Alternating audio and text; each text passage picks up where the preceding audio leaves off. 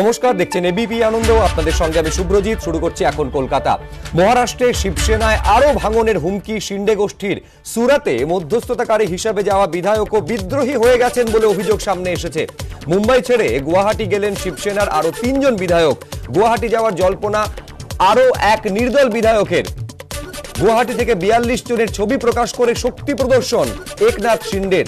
পতনের মুখে উদ্ধব সরকার, মাতোশ্রীর বৈঠকে হাজির মাত্র 14 জন বিধায়ক।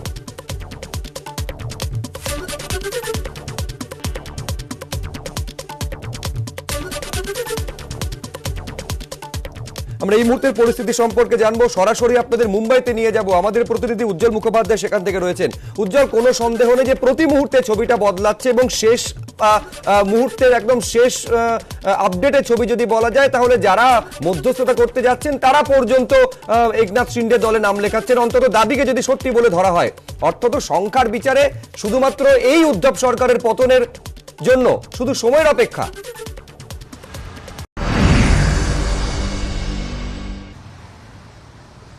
দেখো, সেটা হচ্ছে একেবারেই ঠিক বলেছো যে সচিন তেন্ডুলকারের শহরে কিন্তু আজকে সকাল থেকেই কিন্তু রীতিমতন ব্যাট চালিয়ে খেলছেন শিন্ডের যে শিবির। সকালবেলা 7 সকালে তারা একটি ছবি পোস্ট করে দাবি করেছেন যে 42 জন শিবসেনার বিধায়ক তাদের সঙ্গে রয়েছেন এবং 7 জন নির্দল বিধায়ক তাদের সঙ্গে রয়েছেন। বিকেলবেলা কিন্তু তাদের আরেক প্রস্ত দাবি যে আরও 3 জন গুজরাটে রওনা দিয়েছেন এবং আরও 2 জন যারা নির্দল বিধায়ক তারাও কিন্তু তাদের সঙ্গে আসছেন। তাহলে সংখ্যাটা দাঁড়াবে প্রায় 52-53 জনের মতন। এরপর শিন্ডে শিবিরে নিশ্চিতভাবেই দাবি করবেন তারা সরকার গড়বে। কিন্তু এই দাবির ওপর কিন্তু সরকার গড়াটা নির্ভর করছে না। তার কারণ সরকারের ম্যাজিক ফিগারে পৌঁছতে গেলে যে পরিমাণ সমর্থন প্রয়োজন সেটা কিন্তু শিন্ডের অথবা উদ্ধব ঠাকরের কারণই নেই। এই কারণে নেই যে প্রথমে যখন সরকার গড়েছিলেন উদ্ধব ঠাকরে, তাকে কিন্তু নির্ভর করতে হয়েছিল এনসিপির ওপরে, নির্ভর করতে হয়েছিল কংগ্রেসের ওপরে এবং একইভাবে নির্ভর করতে কিন্তু হয়েছিল যারা নির্দল হিসেবে তার পাশে দাঁড়িয়েছিলেন সেই বিধায়কদের ওপরে। ফলে এবারও যদি এখানে শিন্ডেকে সরকার গড়তে হয় তাহলে কিন্তু তাকে নির্ভর করতে হবে বিজেপির ওপরে। অর্থাৎ বিজেপি যদি তাকে সমর্থন করেন তাহলে মুখ্যমন্ত্রীর পদে বসতে পারেন শিন্ডে, কিন্তু বিজেপি যদি তাকে সমর্থন না করেন তাহলে শিবসেনাকে ভাঙিয়ে নিয়ে যদি সবাইকেও তিনি নিয়ে যান 2 জন ছাড়া, তাহলেও কিন্তু তার পক্ষে সরকার গড়া সম্ভব না।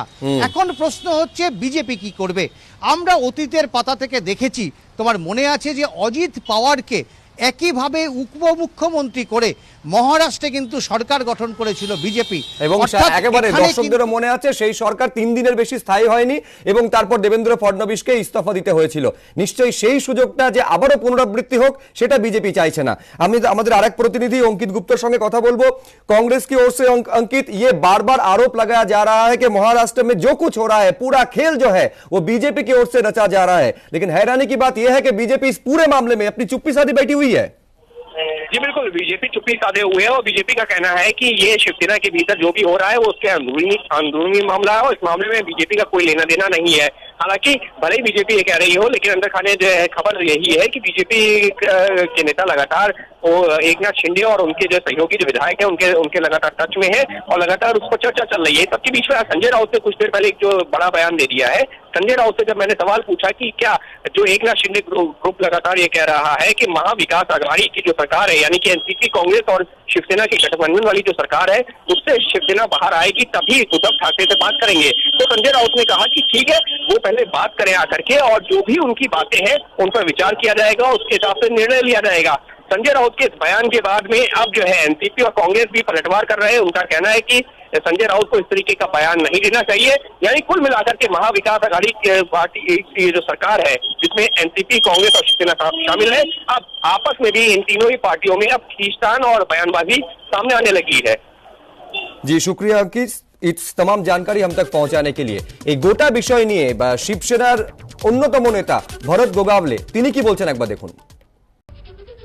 रणनीति जो है अभी जो शिंदे साहब बोलेंगे वैसे चलेंगे, ये रणनीति है हमारी।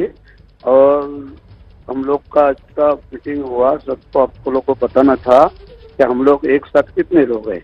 तो हम लोग 42 लोग हैं अभी शिवसेना का हमारे 35 विधायक है, 3 विधायक अभी आ रहे हैं शिवसेना के।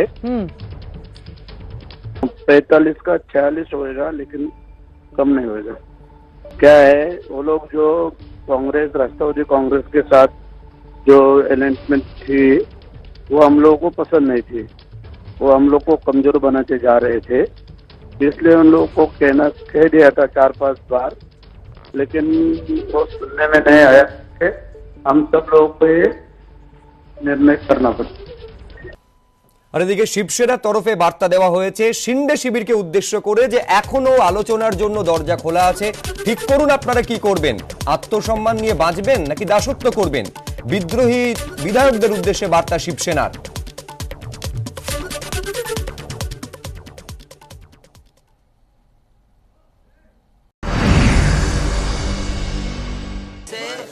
मुझे विश्वास है 20 या 25 तक जो विधायक हमारे साथ आ जाएंगे, कूद कर आ जाएंगे, कूद कर। अच्छा, आपने देखा 2 विधायकों की कहानी, जोर जबरदस्ती से लेकर गए, हमारा उनके साथ कम्युनिकेशन हो रहा है, आए लीगल बैटल भी चलेगा। बहुत बड़ी गलती लोगों ने की है, उनकी सदस्यता खतरे में है वो लोगों की, अब उनको मालूम नहीं। दूसरी बात है, अगर वो चाहते हैं कि महाविकास आघाड़ी से हमको बाहर जाना है तो ये बहाना है, ये बात अब हमारे सामने आकर भी कह सकते हो। यहाँ से भागकर किसी स्टेट में जाते हो, बीजेपी आपका कब्जा लेती है, ईडी सीबीआई का डराकर धमकाकर, हाँ, आपके ऊपर बंदूकें लगाकर हमारे खिलाफ लेटर लिखवाती है। ये जो है उससे शिवसेना न झुकने वाली है न डरने वाली है। ज्यादा से ज्यादा क्या होगा भाई, सत्ता जाएगी, हाँ, और क्या होगा, वापस सत्ता आएगी। महाविकास संजय सर वो कह रहे हैं कि बाहर जाना चाहिए, तो क्या अगर वो यही कहते हैं तो आप लोग तैयार हो जाएंगे? आने दो, सामने बैठने दो, सामने आकर बात करने दो, हिम्मत है तो आइए। नहीं, अगर वो लोग बाहर जाने की बात कर रहे हैं तो क्या अगर वो आप लोगों को कन्विंस करते हैं तो बाहर जाने का ऑप्शन है? ऐसा है कि हम उनकी बात तो सुन लेंगे, अगर पार्टी में एक मत बनता है उस बारे में जरूर हम निर्णय लेंगे। तो मतलब अगर मत बनता है तो वो अभी जो है पवार साहब के नेतृत्व में हम आज भी महाविकास आघाड़ी में उद्धव ठाकरे जी के साथ में हैं, और अगर जो संजय राउत कह रहे हैं जी वो बात अगर सही है, उस रास्ते पर वो जाना चाहते हैं, तो वो हमारे नेता पवार साहब के साथ बातचीत करें।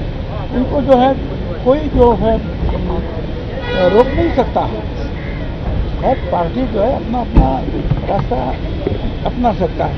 और हम लोगों के बारे में हम यही कहेंगे, सरकार में आनंद है, नहीं है फिर भी जो है विरोधी पक्ष में, विरोधी दल में रहकर लड़ने की हमें बहुत अच्छी आदत है। আর এবারে আপনাদের শোনাবো নানা পাটোলে, তিনি কি বলছেন। अब जो संख्या बल भी जो गुवाहाटी से आपके माध्यम से हम जो देख रहे हैं, तो संख्या बल भी तो बहुत बड़ा हो गया है एकनाथ शिंदे के पास, लेकिन जो कंधे पर बंदूक रखकर जो बीजेपी गोली खेल रही थी एकनाथ शिंदे के माध्यम से, वो गोली चलाने का समय आ गया है, ऐसा जब समझ रहा है तो बीजेपी क्यों सामने नहीं आ रही है? तो इसका मतलब है कि उनके पास कोई संख्या बल नहीं जम रहा है, ये सब दिखा हुआ है। এই যে মহারাষ্ট্রের রাজনীতিতে এত কিছু উথাল পাথাল চলছে, সরকার পড়ে যাওয়ার মতন একটা সম্ভাবনা তৈরি হয়েছে, এর পেছনে মূল কারণ হচ্ছে রাষ্ট্রপতি নির্বাচন। এই অভিযোগ করছেন মমতা বন্দ্যোপাধ্যায়। তিনি বলছেন বিজেপির কাছে সংখ্যা নেই, তাই অনৈতিকভাবে মহারাষ্ট্রের সরকার ভাঙার চক্রান্ত চালাচ্ছে বিজেপি, গণতন্ত্রকে ধ্বংস করতে চাইছে তারা। আমরা বিচার চাই, যতই বাহুবল দেখান একদিন না একদিন যেতেই হবে আপনাদের। মহারাষ্ট্র সংকট নিয়ে বিজেপিকে নিশানা মমতা বন্দ্যোপাধ্যায়ের।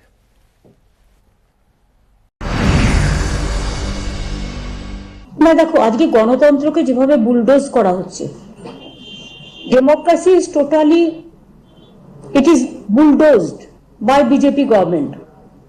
I feel sad, it's an unfortunate fact that the federal structure, it is totally demolished by BJP government. There is a presidential election, you will appreciate that. and this BJP government, they have less, approximate more than 1 lakh votes. So they have pick and choose this time to topple the Maharashtra government like a unethical matter, unconstitutional attitude. Mallikarjun খাড়গে তিনি কি বলছেন দেখুন।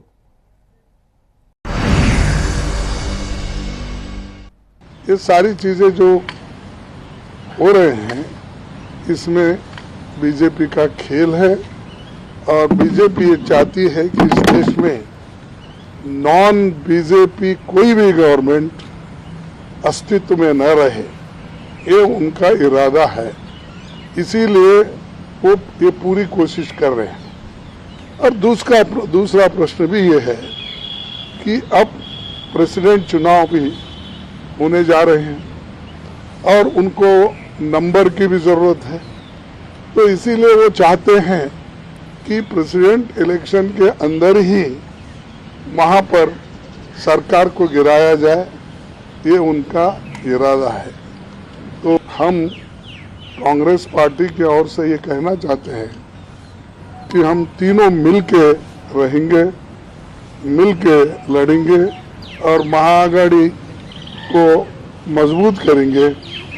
इसके लिए हमको जो कुछ भी हमारी सहायता हो सकती है वहां पर करने के लिए हम तैयार हैं।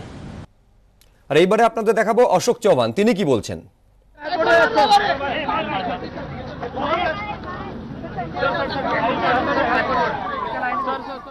বন্যায় ভাসছে অসম, সেই সময় গুয়াহাটিতে মহারাষ্ট্রের বিদ্রোহী বিধায়কদের নিয়ে ব্যস্ত মুখ্যমন্ত্রী হিমন্ত বিশ্ব শর্মা। গুয়াহাটিতে মহারাষ্ট্রের উদ্ধব সরকারের ডামাডোল নিয়ে তৃণমূলের প্রতিবাদ, সেই প্রতিবাদের ছবি আপনারা দেখতে পাচ্ছেন। একেবারে দলীয় পতাকা নিয়ে তৃণমূল কংগ্রেসের কর্মী সমর্থক নেতারা তারা প্রতিবাদ জানান। গুয়াহাটির যে হোটেলে রয়েছেন বিদ্রোহী বিধায়করা, সেই হোটেলের বাইরে রিপুন বরার নেতৃত্বে এদিন বিক্ষোভ দেখান তৃণমূল কর্মীরা।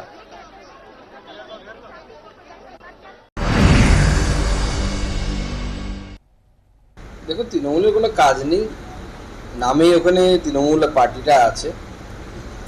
বাংলার এক সাংসদ, রাজ্যসভার সাংসদ, তার সিট কেড়ে নিয়ে আসামের একজনকে দেয়া হয়েছে মমতা বন্দ্যোপাধ্যায়ের পক্ষ থেকে, যাতে সেখানে তৃণমূল দলটা তৈরি হয়। আপনারা জানেন প্রাক্তন মন্ত্রী সন্তোষ মোহন দেবের কন্যা, তাকে দেয়া হয়েছে। যে মুখ্যমন্ত্রী বাঙালির কথা বলতেন ভোটের আগে, তিনি পরে ভোট পার হয়ে গেলেই বাঙালির কথা ভুলে গেলেন। স্বাভাবিকভাবে এভাবে নেতা কিনে রাজ্যসভার সিট দিয়ে হোক বা গোয়ার মতো জায়গায় পয়সা দিয়ে হোক বা রাজ্যসভার সিট দিয়ে হোক, কোনো রাজনৈতিক দলকে স্ট্যান্ড করানো যেতে পারে না। তো স্বাভাবিকভাবেই আসামেও মাননীয় মুখ্যমন্ত্রী যা চেষ্টা করছেন বা তার দল তৃণমূল কংগ্রেস যে চেষ্টা করছে, সেখানে কোনো লাভ হবে না। বিক্ষোভ দেখিয়ে কোনো লাভ নেই। আসাম পুলিশ খেলতে শুরু করলে তখন আবার মুশকিল হয়ে যাবে।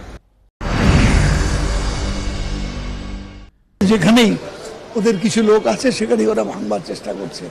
এটা মানে ডেমোক্রেসির উপর একটা চরম আঘাত একটা আক্রমণ। এটা যে এইভাবে দল ভাঙিয়ে সরকার গড়া, এর আগেও তো মহারাষ্ট্রতেই চেষ্টা করে 2-3 বার, পারেনি। এবারে আরও সামনে রাষ্ট্রপতি নির্বাচন, তার আগে যা যা করা দরকার আমার মুখে বলা সম্ভব নয়, সবই করছেন যাতে করে একটার পর একটা রাজ্যের সরকারকে ফেলে দেওয়া যায়।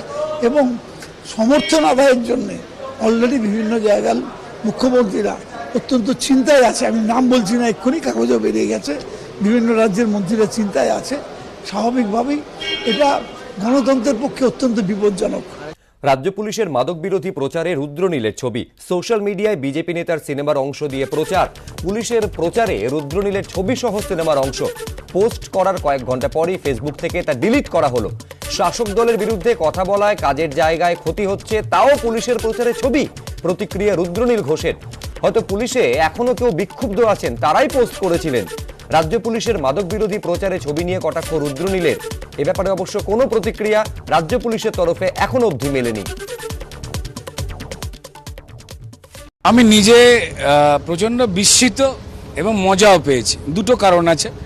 প্রথম হচ্ছে যে জেনারেলি যারা শাসক দলের বিভিন্ন ভুল দোষ ত্রুটি যেগুলো পশ্চিমবঙ্গের মানুষ রোজ দেখতে পাচ্ছেন, এত ঘটনা যে আমরা নামটাও ভুলে গেছি, অত গাঁট নেই যে গুনবো। তো সেই বিষয়ে যারা যারা কথা বলেন রোজ, তাদের মধ্যে আমি একজন।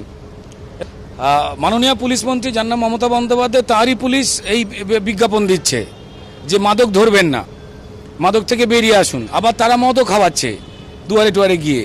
আবার তার সঙ্গে সঙ্গে যেটা হচ্ছে যে মাননীয় মুখ্যমন্ত্রীর তিনি কিন্তু যারা রাস্তায় শিক্ষা দীক্ষা নিয়ে পড়াশোনা করে চাকরি পাচ্ছেন না, অর্থাৎ যারা ফ্রাস্ট্রেটেড হয়ে গিয়ে হয়তো নেশার জায়গায় চলে যাচ্ছে, তাদের চাকরি দেওয়ার কোনো বালাই নেই। উল্টে যারা চাকরি চুরি করেছে তাদের গা ঘেঁষা কথাবার্তা বলছেন। এটা খুব অদ্ভুত রকম। আমার যেটা মনে হয় যে ভুল করে গাদা বন্দুক নিয়ে বা বন্দুক নিয়ে যারা ঘোরেন পুলিশ, তারপরে তো পুলিশের একটা ব্যাক অফিস রয়েছে, যারা বন্দুক নিয়ে ঘোরেন তাদের পক্ষ থেকে এটা হয়ে যেতে পারে। তবে যিনি করেছেন তার কপালে দুঃখ আছে বলে তোমার মনে হয়? অর্থাৎ রাজ্য পুলিশের মাদক বিরোধী প্রচারে রুদ্রনীলের ছবি ব্যবহার এবং তা নিয়ে রুদ্রনীল ঘোষের কটাক্ষ, তৃণমূলের কি প্রতিক্রিয়া শুনুন। কুণাল ঘোষ কি বলছেন। বোকা বোকা কথা, এটা একটা জল্পনা, আমি বলতে পারবো না, এটা নিয়ে আমার কোনো বক্তব্য নেই। একটা শিল্পী কোথায় কোনো তথ্যচিত্র করেছেন বা কোনো একটা হয়েছে, সেটি কোথায় ব্যবহার হবে না হবে তার সঙ্গে তার রাজনৈতিক অবস্থানের কি এসে যায়। ও একটা বামপন্থী ঘরানার ছেলে ছিল, পরের দিকে তৃণমূলের দিকে এসেছিল, তৃণমূল সরকারের চাকরি করত, মানে চাকরি মিনস ওই সব কমিটি করতো। ওর মনে হয়েছিল যাবে বিজেপিতে, গেছে, আবার সেখানে যা পারে। আমার কোনো বক্তব্য নেই। ও অভিনয় করে, শিল্পী,